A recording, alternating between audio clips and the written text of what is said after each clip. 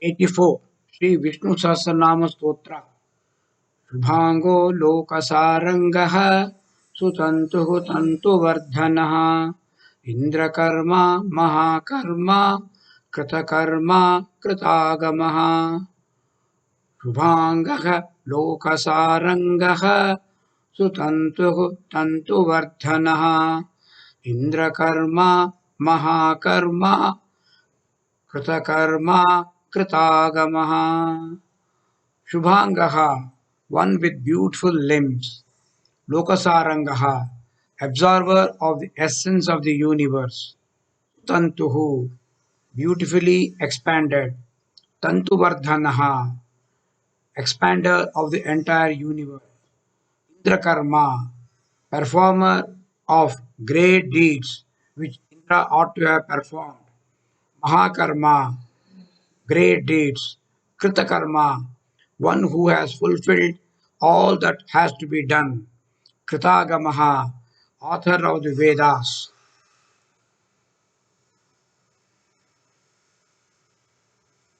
Shubhangaha, the Supreme, is always depicted with beautiful, enchanting limbs of perfect beauty. The beauty of all beauty is the Lord, and his captivating form and rhythm of his shape are the theme of meditation for the devotees. The devotees, the seekers, feel extremely thrilled and involved in visualizing the beauty of the Supreme Being, especially the beauty of his lotus feet. The scriptures describe the infinite Lord, the Supreme Self, as Shantam, Shivam, Sundaram, that is, peace, auspiciousness, and beauty. Thus, the devotees of the Lord, remembering his auspicious beauty, the beauty of his sacred limbs, prostrate at his altar in the deep reverence and overflowing joy of devotion. They are able to feel totally involved in the deity with beautiful limbs and beautiful decoration. The Supreme Being is the absorber of the essence of the universe. So he is called Lokasarangaha. One who has, actually, this name means one who has inquired into or understood the essence behind the universe of names and forms. We may get we may get carried away by the external names and external forms, but the Supreme will always understand and appreciate the real essence behind the entire universe. Lokasarangaha also means it is the essence or the source of the world is none other than the great Pranava, Shabda Brahman, Omkara. It also means the state of supreme consciousness that is gained or reached through the contemplation upon the significance of Omkara. The Supreme is beautifully expanded as a creation of the infinite varieties, fully expanded. Just as a thread is drawn out in different counts from cotton, which is later employed as a warp and woof in the creation of infinite varieties of cloth, so too from the supreme consciousness, that is Narayana, the endless varieties of beings and things get projected to constitute the enchanting beauty, variety, and majesty of the mighty universe. As the thread is a substratum for all the various fabrics, the supreme is a beautiful thread. That's why it's called Tantuhu. Tantuhu, beautiful thread, the substratum for all the wonderful universe. In Bhagavad Gita, verse 7, chapter 7, Paramatma says, Mattaha parataram nanyat, Mattaha parataram na anyat kinchit asti dhananjaya. There is nothing else other than me. Mai sarvamidam protam sutre manigana iva, like gems which are strung on a string.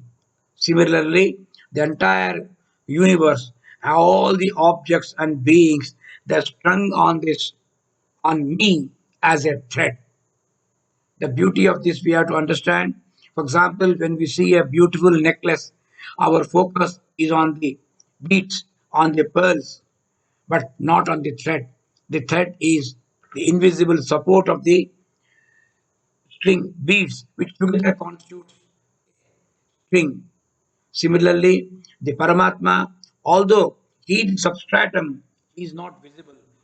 We see are the names and forms, the objects, the multifarious objects we see around us, we see. But we fail to realize all these are in place only because of the substratum.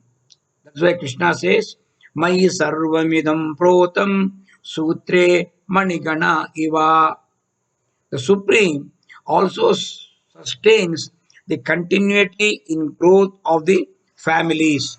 It is called Tantu Vardhanaha, one who sustains the continuity of the drive for the family. The family is maintained by the virility of the members, and this potency in the individual is none other than one more expression of vitality of the Supreme, which life imparts to the living organism. This is called ojas, the fertility of the seed. The grace of the self is manifesting itself as the fertility of the seed, ojas. Hence, it is customary to attribute the continuity of the family also to the grace of the Almighty. Now, the Supreme resembles Indra in his actions. He is called Indra Karma. Indra Karma. Indra is the ruler of Svarga. Indra rules over a Svarga, which is a very, very limited domain compared to what Mahavishnu rules. Mahavishnu rules over all the 14 worlds, including the Svarga. So his resemblance or his comparison with Indra is really not very appropriate. Now, because the Indra himself, periodically, he gets scared of the Asuras. One by one, anybody, Hiranyakashipu or anybody, they come there, threaten him, or run over Swarga, occupy Swarga, and poor Indra runs again to save Mahavishnu, seeking solace. Mahavishnu will find one way or the other. He will try to defeat, throughout, neutralize the Asuras, and by his grace only, Indra gets back his kingdom.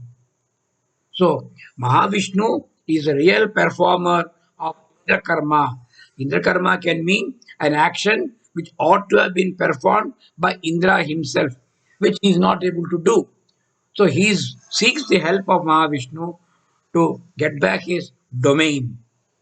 Mahavishnu is a performer of great activities, Mahakarma, great deeds. The greatest deed which he performs is creation, maintenance, and sustenance of this universe. Srishti, Sthiti, Layakarta. Mahavishnu, the Supreme Parabrahman, is worshipped as Srishti, Sthiti, Layakarta.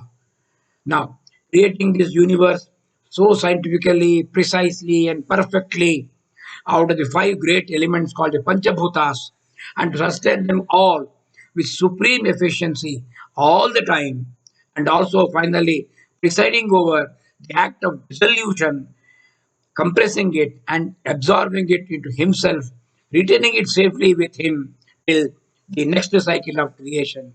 This is indeed a great deed which nobody else can perform. So he's called performer of great deeds, Mahakarma. Kritakarma. Kritakarma is one who has done everything which has to be done.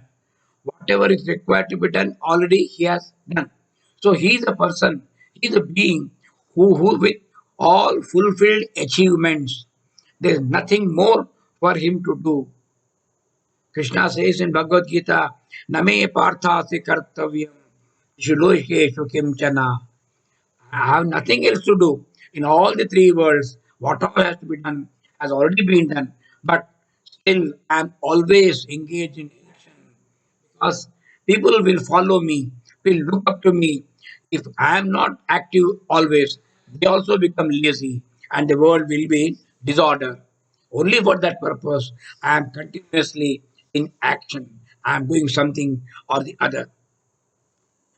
Supreme is the sense of eternal perfection. He himself embodies total perfection. There is nothing more for him to achieve.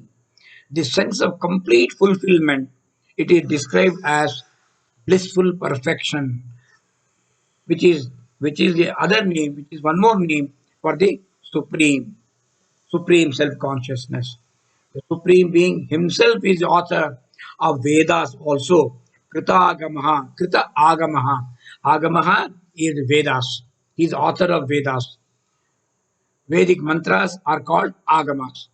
Mantras were revealed to the great rishis during moments when they totally identified, when they were not identified with their body, mind, intellect, and they were totally in tune with the Supreme Being. In such inspired moments, the Vedas, the mantras are revealed to them. So, what is revealed, and that's why it is not limited to individual ego. It is the Supreme Himself. The Supreme, it is the yoga. Vedas have been created by Supreme. Requested, they get revealed to the rishis.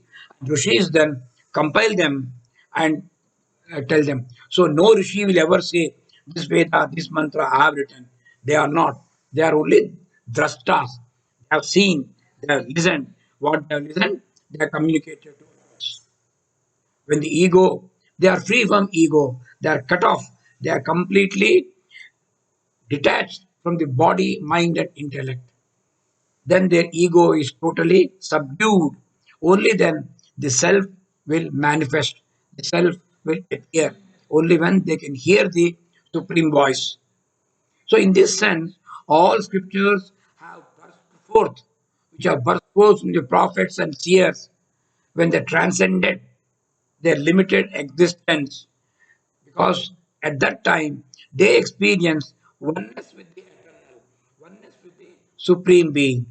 So Lord Krishna rightly says, I am the author of the Vedas. I alone know, I alone am the knower of the Vedas. I am the author of the Vedas.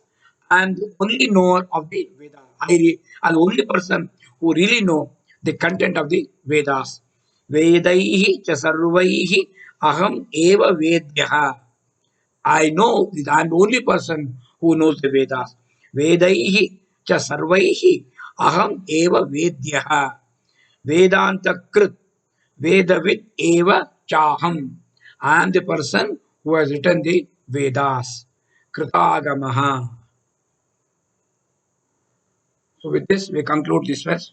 Om Asato Ma Sadgamaya Tamaso Ma Jyotirgamaya Mrutyorma Amrutangamaya. Om Shanti Shanti Shanti.